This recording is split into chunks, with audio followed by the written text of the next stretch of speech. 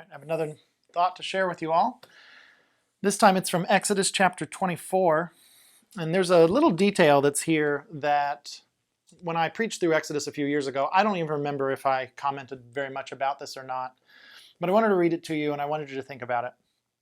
Exodus 24, starting in verse 12. The Lord said to Moses, "Come up to me on the mountain and stay there so that I may give you the stone tablets with the law and commandments I have written for their instruction."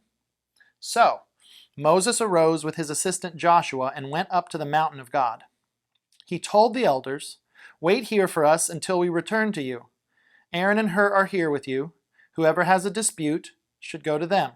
So far, pretty straightforward, right? God says to Moses, "Come up on the mountain. I got something to give you." Moses says, "Okay." Moses tells the people of Israel, "These are the people that are in charge while we're gone." And then look what happens next. When Moses went up the mountain, the cloud covered it. The glory of the Lord settled on Mount Sinai, and the cloud covered it for 6 days. On the 7th day, he called to Moses from the cloud. The appearance of the Lord's glory to the Israelites was like a consuming fire on the mountaintop.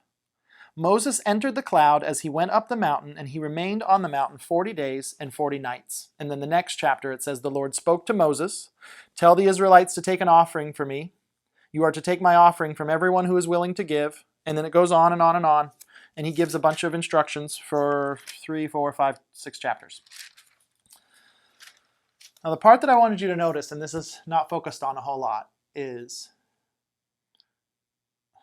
sometimes God has people wait.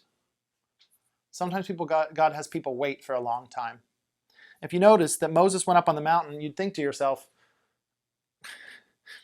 God called Moses to come up onto the mountain, and he said, "I have some stone tablets I want to give you." You'd think, like, how long does it take to hand someone a stone tablet? Well, apparently it took 40 days and 40 nights. That's a long time to be up on that mountain in the middle of nowhere. There's no Netflix, there's no TV. There's just Moses on the mountain with Joshua and God, and 40 days and 40 nights. And I don't know how slow that felt for Moses, and I don't know what took place during those 40 days and 40 nights. Starting on day 7, from day 7 to day 40, I suppose, during those days, maybe it wasn't boring. Maybe God and Moses had a lot to talk about. Maybe it took all of those days in order to write down all of these laws, or maybe it took all of those days in order to memorize all these laws. I don't know what took place during those days, but I wanted you to see what happened in the first few days he was on the mountain, because that's the part that just kind of, it gets said in passing and we don't notice it. But look at verse 16. It says, "The glory of the Lord settled on Mount Sinai. The cloud covered it for 6 days, and on the 7th day, he called to Moses from the cloud." If I'm reading this correctly, I think what this means is God said to Moses, "Come up on the mountain." And Moses said, "Okay." And he got his assistant Joshua, and they went up on the mountain. And they sat there. And 24 hours went by, and nothing happened. And then another 24 hours went by, and still nothing happened. And there's nothing to do. This is an undeveloped, uninhabited mountain. What are they doing up there? I'm sure he had to pitch a tent and build a fire. I don't know how much food he brought with him. Maybe they had to go hunt. But then 3 days went by, and nothing happened. It's just 2 guys out in the middle of nowhere. I mean, we think that quarantine is so bad, but think of all the modern conveniences we have. Air conditioning and all that.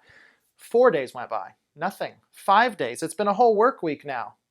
And he's just on a mountain, and God hasn't said anything. God said, "Come up on the mountain," and then here we are 5 days in, and nothing. And then 6 days. At some point, they're wondering, what am I doing here? And then on the 7th day, God called to Moses from the cloud. And that seems to be where the conversation begins, and God and Moses and the rest of Exodus. And so I just wanted to remind you of this little verse in the Bible.